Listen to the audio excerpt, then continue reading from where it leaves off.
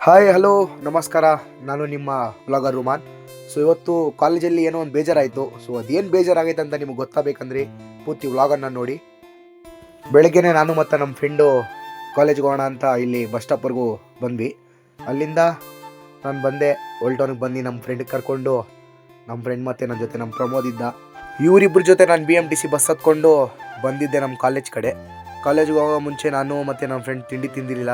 ತಿಂಡಿ ತಿನ್ನೋಕ್ಕೋಸ್ಕರ ಪಾಲ್ನಳ್ಳಿ ಗೇಟಿಂದ ಹೋಗ್ತಿದ್ವಿ. ಮತ್ತು ಇನ್ನೂ ಈ ಮೆಟ್ರೋ ಕಟ್ಟೇ ಇಲ್ಲ. ಇನ್ನು ಎಷ್ಟು ದಿವಸ ಆಗುತ್ತೋ ಈ ಕಟ್ಟಕ್ಕೆ ಇನ್ನೂ ಗೊತ್ತಿಲ್ಲ ನನಗಂತೂ. ಬಟ್ ಒಂದೇನಂದರೆ ಈ BMTC ಬಸ್ಸಲ್ಲಿ ವಿಮಲ್ಲು ಮತ್ತು ಬೇರೆ ಪಾನ್ ಮಸಾಲ ಪೋಸ್ಟರ್ಸ್ ಇನ್ನೂ ಹಂಗೆ ಐತೆ. ಇವರು ಆರ್ಡ್ರ್ ಕೊಟ್ಟ ಮೇಲೆ ಕೂಡ ಇನ್ನೂ ತೆಗ್ದಿಲ್ಲ ಅಂದರೆ ಇನ್ನೂ ಎಷ್ಟು ಏನು ಹೇಳೋದು ಗೊತ್ತಾಗ್ತಿಲ್ಲ.